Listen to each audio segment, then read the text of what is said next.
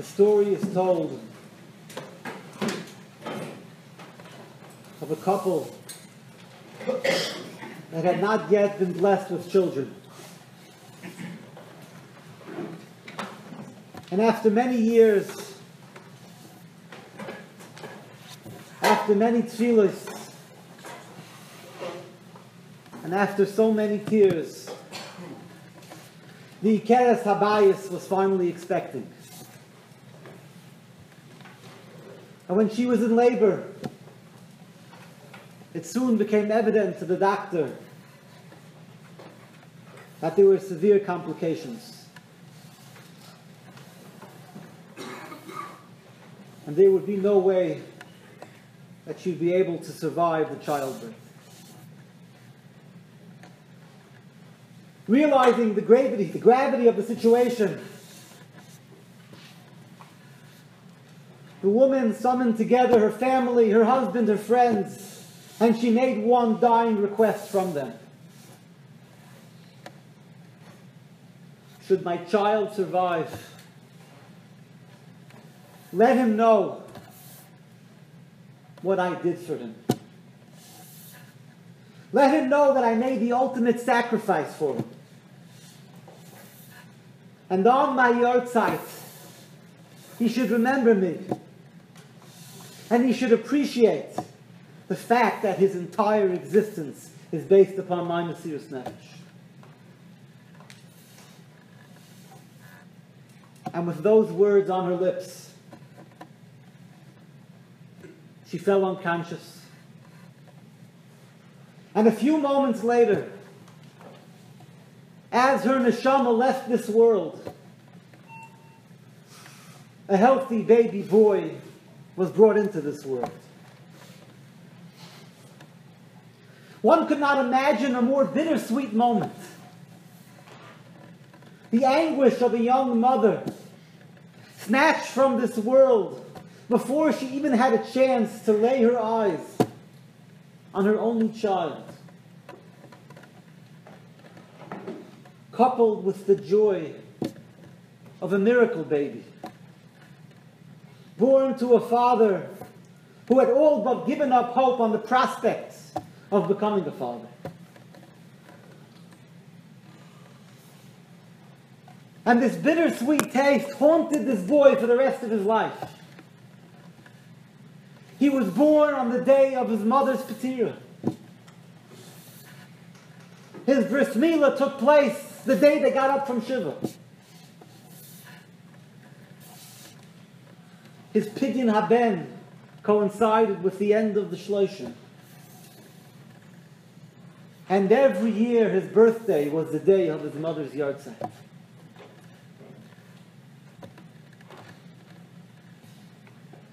The family and the friends, they awaited the day when this young boy would finally be able to say Kaddish for the mother that sacrificed everything for him. Surely this Kaddish would be a chilling and emotion-packed Kaddish that would stir the entire shul. And after all, he was constantly reminded of the Mesiras Nefesh that his mother invested in, the ultimate Mesiras Nefesh, literally. And finally the day came when this young boy stood up to say Kaddish. And to everyone's dismay, the boy mumbled the Kaddish, a hasty, sped through Kaddish, devoid of any emotion. He couldn't even shed a tear. Sensing his father's disappointment, this young boy turned to his father and he explained, I know in my mind the Mesiras Nefesh that my mother had for me, but I just can't feel it in my heart. You see, I never knew my mother. I never felt her warmth. I never experienced her caring and concern. It's so difficult for my emotions to align with my thoughts.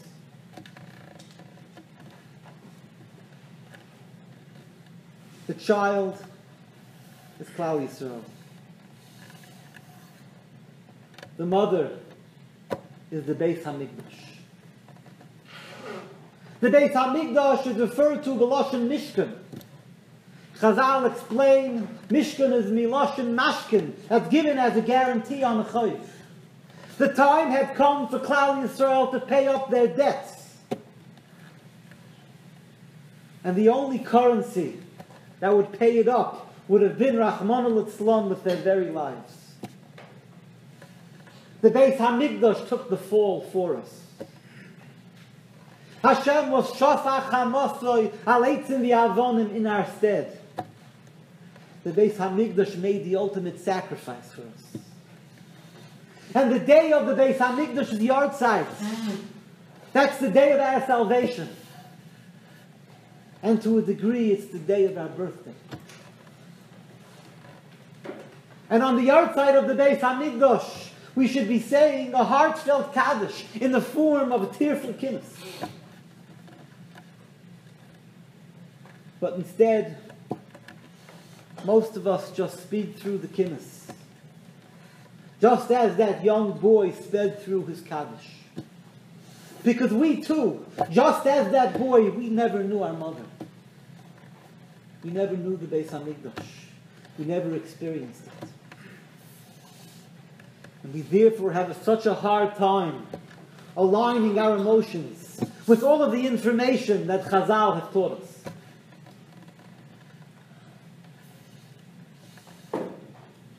When the second Beis HaMikdash was built, the Gemara says that the Na'arim were joyful, whereas the Zakanim, they were crying. The Zakanim that had seen the glory of the first Beis HaMikdash, they realized all that the second Beis HaMikdash was lacking. They were crying, they were mourning. But the Na'arim, the younger generation, although they too knew all of the second Beis HaMikdash's shortcomings, they were elated with joy. It had been a mere 70 years since the Churban Bayis Rishon, and already the next generation that had not actually visualized and seen the first Beis HaMikdash, they were unable to feel the pain of the loss of the treasures and the nisim of the first Beis HaMikdash. In our generation, alachas kama v'kama, it's been 1,948 years since the Churban. A Beis HaMikdash that we've never seen. How difficult it is for us to feel the pain of that Churban. And as a matter of fact, the Gemara in Yevamos tells us that the Churban over the Beis HaMikdash is called an Avelis Yeshana. It's an old Avelis. And for this reason, there are differences in the Hilchas Avelis of Tisha B'Av as compared to the Hilchas of Avelis that pertain to the loss of a relative. Avelis Yeshana.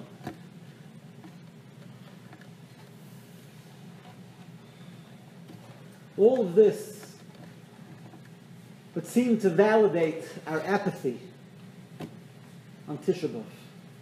And we can go on and give ourselves a pat on the back that at least we're going through the motions. We're playing the part. Even though the heart is not there, at least we're acting as Avelim. We're playing the role. We're following the letter of law. Shulchan Aruch we're keeping. Although this may be somewhat of a limit chus for us, but it certainly doesn't exempt us from trying to feel the pain.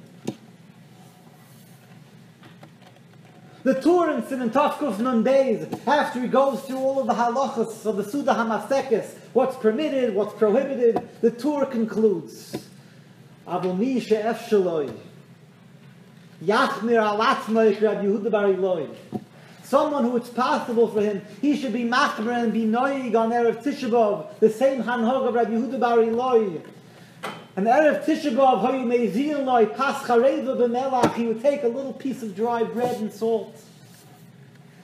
V'Hayu Yoshev Bein Taner L'Kirayim, he would sit in the most dingy and depressing part of his home, in between the ovens on the floor. V'Hayu Shoyse Kitin Shalmayim, he would drink just a pitcher of water. V'Doimeloi Kimeisoi Mutal L'Fonov. The Avelis was so real and so raw, as if there was a lifeless body of a relative lying before his eyes. The Torah is not a Mussar Sefer. The Torah was not written for grace of Bali Madrega. The Torah is halacha psuka for every Yid. The Torah is telling us that the Avelis is here and now. It's not just a zecher, a commemoration of an ancient loss. And it's not only on Tisha B'Av.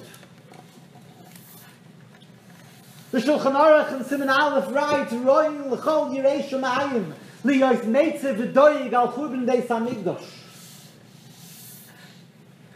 Every yirei shamayim, he should worry, he should stress over the loss of the Beis HaMikdash.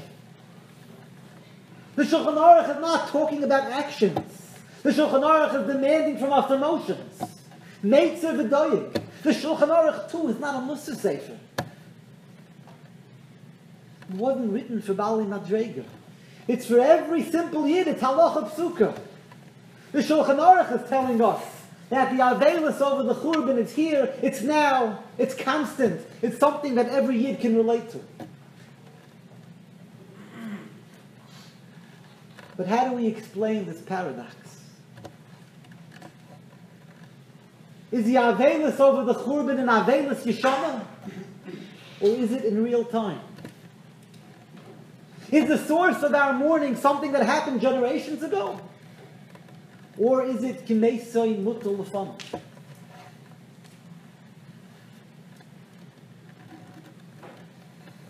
The answer lies in the Gemara in Ksubas. The Gemara recounts a story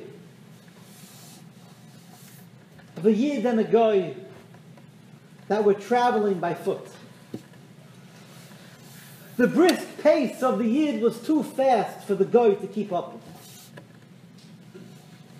So the Goy devised a plan how he would be able to slow his companion down. Ad kirei Churban Beis HaMikdash. He reminded the Yid about the Churban Beis HaMikdash. For Yid, there was a Beis HaMikdash. It burnt down to the ground. And the Yid was moved. And he let out a krechts. But then he gathered his composure, pulled himself back together again, and he started walking again.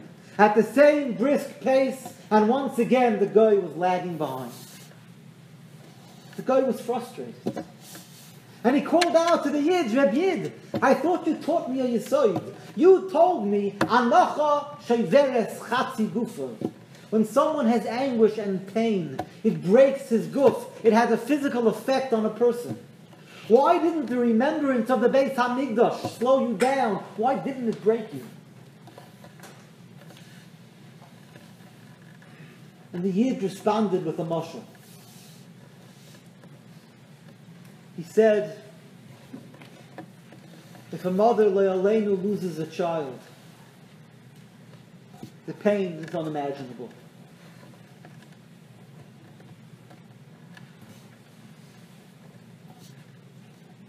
She loses a second child, it's kiflei kiflayim.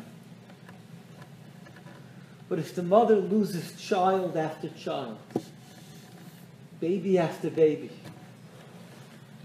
time and again, one after another,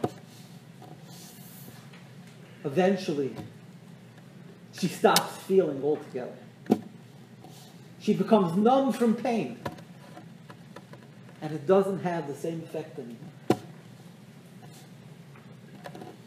This is how we deal with our Avelis of the Churban. The pain is so current, it's so constant, it's so recurring that we've become numb. And it doesn't hurt the same way anymore. The Yid didn't give a mashal of a mother who lost a child years ago. The mashal that he used to describe our Avelis is a mother who's lost child after child and baby after baby, one after another. Herein lies the answer to the paradox of the Avelis, the Churban Beis Hamikdash. It's constant, it's current, it's Knesei Mutar Lefanov, it's here today. That which the Gemara calls it Avelis Yishon is not because it's something that happened years ago. It's because it's happened so many times that we've become numb and we stopped feeling pain. But what does this all mean?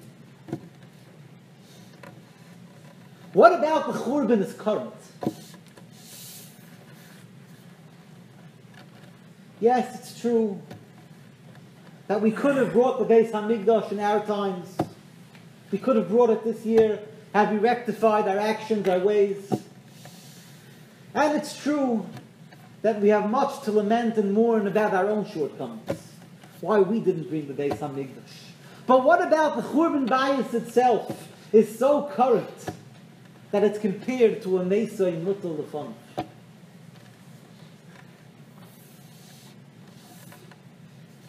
The Chafetz Chaim would often talk about the concept of Tzipiyah L'Yeshua. Looking towards, anticipating the Geula HaSidah. It's one of the first questions that a person is asked when he comes to Shemayim Ma'acharnei Ve'esrim, Tzipiyah L'Yeshua. And the Chafetz Chaim would give a mashal of how a person should anticipate the Geula. If a person Le'aleinu had in his home a chayla mesukim, a relative whose body is raging with disease, and there was no doctor immediately available to treat the chayla, the family sends a telegraph to the neighboring town to summon their doctor to come treat the chayla. The clock is ticking, and with every passing hour, the chayla's situation is deteriorating. The family is surrounding the bed. All eyes and ears are fixated at the door, waiting for the doctor's arrival, waiting for his knock at the door. And finally, it comes. Or so it seems. There's a faint noise by the door, and one of the family members jolts towards the door to open it up. And alas, to his dismay, it wasn't a knock at all. It was just the howling wind. And he goes back, and the family assumes their position around the bed, and once again they sit and wait for the doctor's arrival. Then they hear a knock, and this time they're certain it's a real bona fide knock. It's not just the wind. And again, one of the family members runs towards the door with a look of desperation in his eyes. And he opens up the door to reveal none other than the postman bringing a package. And this scene repeats itself over and over again. Says the Chafetz Chaim, this is how someone should be mitzapeh L'Yeshua, with the same desperation and anxiousness of someone who's awaiting the arrival of a doctor to treat his relative. Let's take the story one step further. A family member goes out to the train station to be makabel panim the doctor when he arrives. And there's only one train a day from the doctor's town to the chayla's town. The family member sees the lights of the train from a distance. The excitement is growing. The adrenaline is flowing. And finally the train comes to a halt. And the passengers begin to disembark. One by one, they're streaming off the train. one by one. But the doctor is nowhere to be found. And then he realizes that the doctor didn't make this train. In an instant, all of his hopes and his aspirations come crashing down. They've all been broken and shattered into pieces. Chazal tell us that Tisha B'Av is the birthday of Mashiach. Chatzos, the point in time when the Heichal HaKodesh was set ablaze, that was the very given moment that Mashiach was born. And it wasn't just a one-time event. Each and every year on Tisha B'Av, the seed of Geula for the coming year is planted. A Nitzitz of Mashiach is born. A year ago today, Tisha B'Av, Tafshin Ayin Hey, the train departed from its station. And that train was supposed to deliver us Mashiach. We stand here tonight with our gazes affixed at the train doors, and the last of the passengers has disembarked. But Mashiach is nowhere to be found. Our dreams and aspirations have come crashing down. This is the Avelis of Tisha B'Av. And this is something that every Yid can relate to. Someone who is mitzapeli Yeshua. Someone who is anxiously and eagerly awaiting the Geula. Someone who last year, after Tisha B'Av, took his kinnis and he put it in Shemus. Someone who dared to dream. Someone who allowed himself to get swept up in the utopian vision of the Geula HaSidah. When this person reaches a Tisha B'Av, he's crushed. The pain that he feels is that of a Mesa Mutal Lefanov. The mace is not only the Beis HaMikdash. The mace is our very own hearts that have been deflated.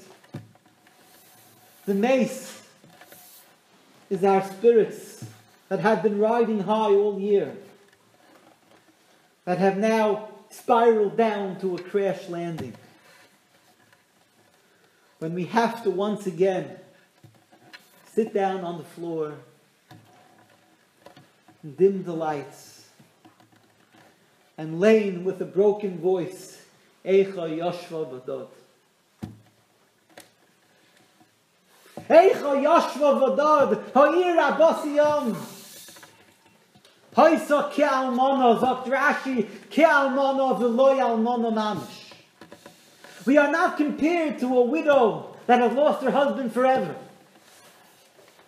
We are compared to a woman whose husband has disappeared and is destined to return.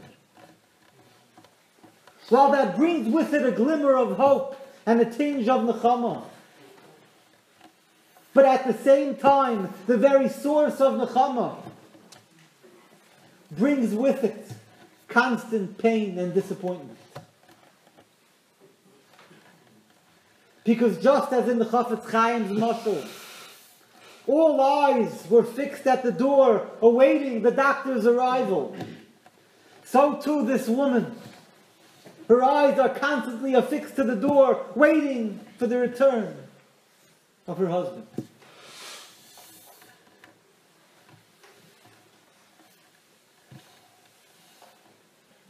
And with it comes all of the disappointments, crashed expectations, the shattered dreams of all of those false alarms. And it's all merumas in day one. That first fateful Leil Tisha B'Av, the night that it was nigzar on us, the Doris, all of the subsequent Tisha B'Av. The night when the Meraglim came back from their mission from Eretz Yisrael. Vayifko ha'om ba'layla ha'huz, up to Gemara in Tainus. Atem b'chisa and b'chia shalchinam. You cried in vain, you cried over nothing. Ani koivei alochem b'chia l'doris. I'll give you what to cry about. That very same b'chia that Klal Yisrael cried that night, that's what was nigzar on us l'doris. What was that b'chia? What did they cry over? It wasn't tears of a treasure that was snatched from before their eyes. They didn't cry over a loss. Their tears were that of shattered dreams and dashed expectations. From their very first encounter with Moshe Rabbeinu, they were promised Eretz Dovas Cholav Udvash, the most beautiful land on earth to call home. And they had it been Messiah from Avraham, Yitzchak, and Yaakov. They yearned for it. They dreamt about it. They dreamt about its beauty. They dreamt about its prosperity. And they dreamt about calling it their own. And then came the Meraglim. They gave them a whole different picture. Its Paris on the Shunah, its inhabitants are unconquerable, and in an instant, all of their dreams and aspirations came spiraling down to a crash landing. All of their dreams were shattered. But that Bechia was all for nothing. Because in truth, Tova ha'aretz mo'id mo'id. But HaKadosh Baruch Hu said, I'll give you what to cry about. He was gozer on us bechiyah l'doros. Not just the bechiyah of the night of the actual Churban, but the bechiyah of doros of Tisha B'Av, what we cry about every year. Our cries on Tisha B'Av are about our dashed expectations and our shattered dreams. About the train that showed up empty-handed this year Tisha B'Av.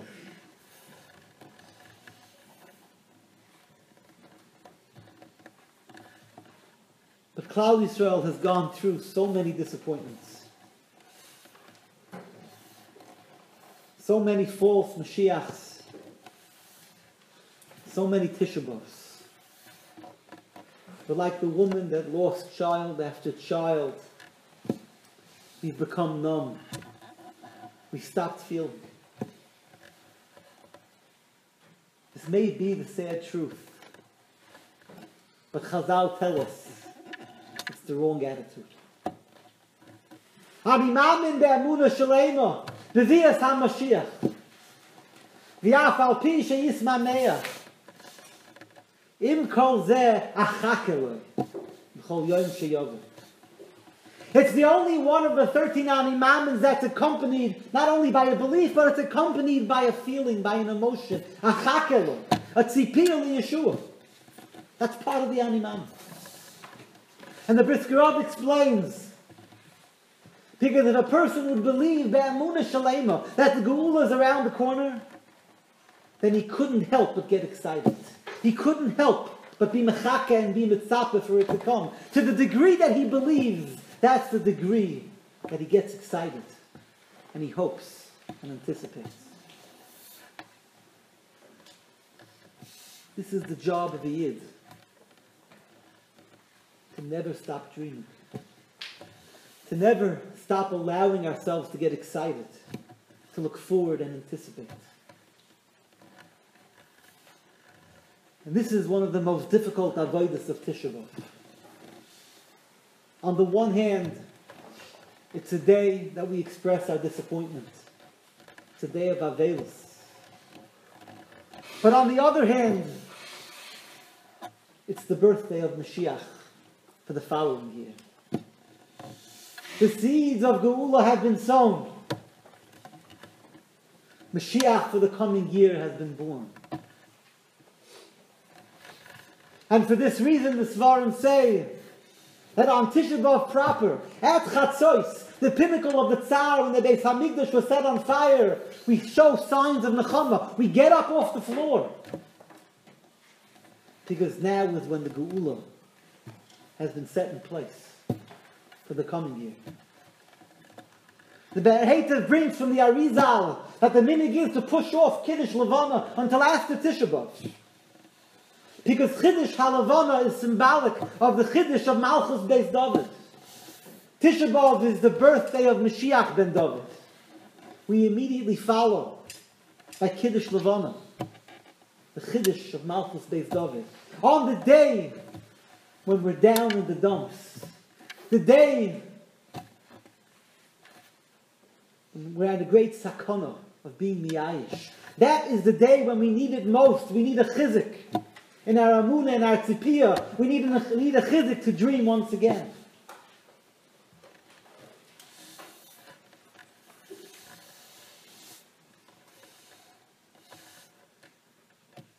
And this refreshing of our vision of Geula, this chizik in our amunah and tzipiyah Yeshua, is a self-fulfilling prophecy. Because tzipiyah Yeshua is not only a mitzvah, it's the very foundation of the Geula. As the Medrash in Eicha says, Omer Ribono Shel Olam Yitzchak Avinu, Im yesh dor shenitzapim l'malchusi, miyad hein negolim. If we would only be mitzapeh, we'd be nigal, take it from miyad. 3 times a day we daven in Shemona Esrei. Es tzemach David avdecha meheros atzmiach. V'karnoi torim b'shuasecha. Why? Ki lishuascha kivinu kol hayom. Says the Chidah, because we're mekaveh all day and every day for the Geula. That's why we have the right to demand that Samach David Avdecha Meheres Atzmiach. Because one who is mekaveh, one who is mitzapeh, he is the one who is zoiche to see the Yeshua.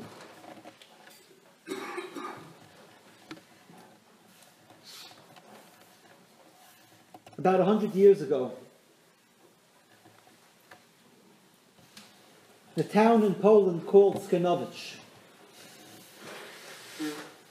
there lived the Heilige Yid, Reb Shimon from Skanowicz. Reb Shimon was the Rav, he was the Rebbe, and all of the townsfolk, they would flock to him to unburden their woes, their sorrows. And one day a broken-hearted Yid comes into Reb Shimon to tell him about his sorrow. His daughter had gotten caught up with the wrong crowd. And she began mingling with the Goyish boys in town. And one thing led to another. And now she had her heart set on marrying one of those Goyish boys. Her father tried to talk sense into her, but to no avail. And their relationship deteriorated. They weren't even on talking terms anymore. And what's worse, this Yid told Reb Shimon, she packed her bags and she ran away from home. She locked herself in a monastery in a nearby town until the date of their wedding, which was set to take place in 3 weeks from today. Reb Shimon, he was shaken to the core. But he didn't waste any time. Tell me her name.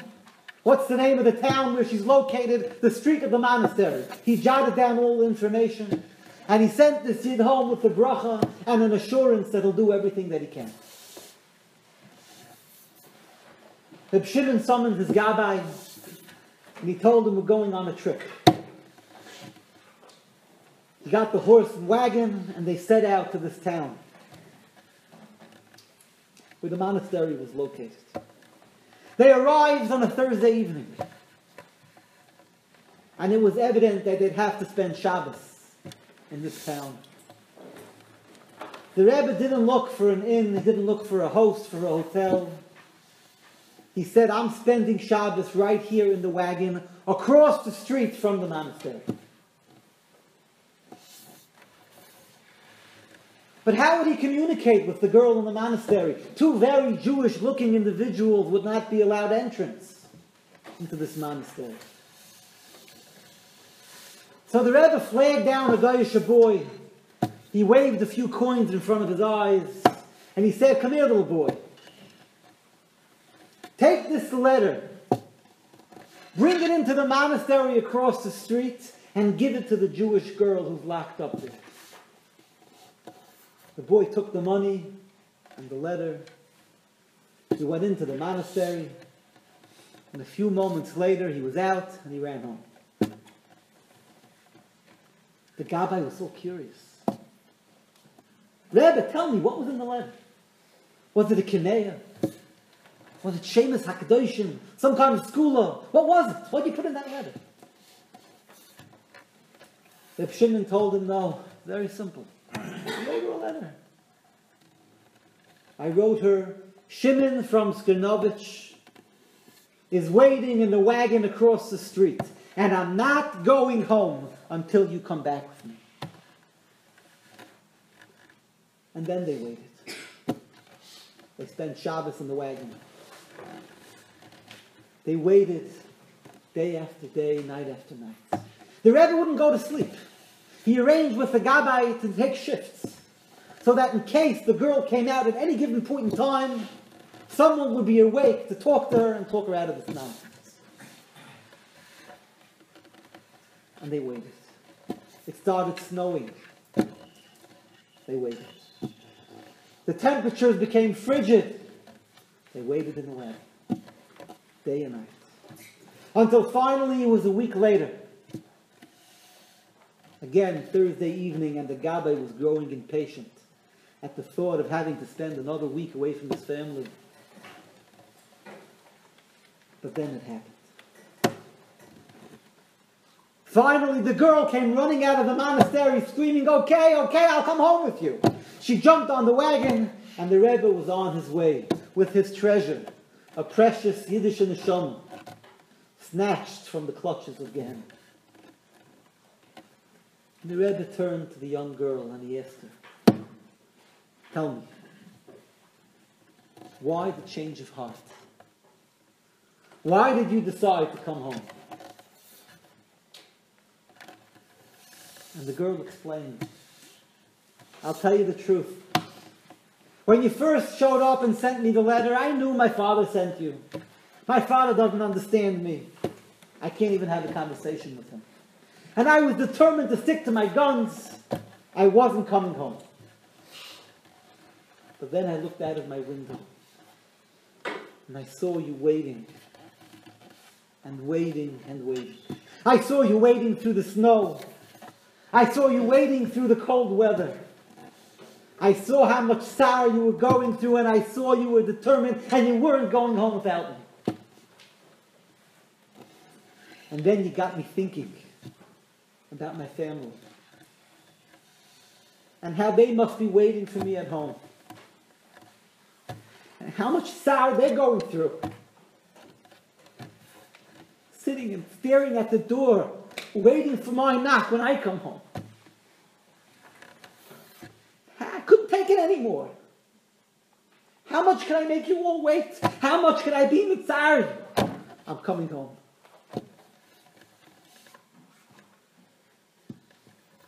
This is how Tzipiyah Yeshua brings the Geula.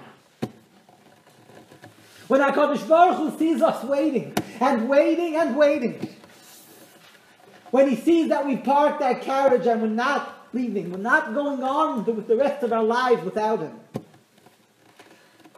when HaKadosh Baruch Hu sees how much we're enduring waiting for him, and eventually the floodgates of Rachmanis break open, and HaKadosh Baruch Hu says, "Okay, I'm coming home. I'm coming back to my family." HaKadosh Baruch Hu's home is the Beit HaMikdash, and his family is Klal Yisrael. Bonim atem l'Hashem Elokeichem. All we have to do is wait. And waiting begins by dreaming. if we would all take out one moment of our daily schedule to say Ani Mamin ve'amuna shalema b'vias HaMashiach, to say it, to think about it, and to allow ourselves to dream. If we would take out one moment to stop dreaming about the mundane, to stop dreaming about the trivial narishkeit. If we would take out one moment to dream about the Geula, to picture the headlines in the newspaper, to visualize the scene of the entire world coming to the realization, Hashem Echad U'Shmai Echad. To picture it, all of the Goyim saying in unison, Hashem HaTzadik V'ani V'ami HaRishoyim. To visualize everyone saying and declaring Pe'echad Moshe Emes V'Soyrasai Emes. If we take one moment today to visualize all of this and allow ourselves to get excited about it, we'd be transformed to different people. We'd be on the way to being Mekabel Panim of Mashiach when he gets off the train. We'd be on the way to seeing the realization of our dreams. V'sechazeno einenu v'shuvcha l'tzion derachamim. The bias goyel tzedek v'meiru v'yameinu amen.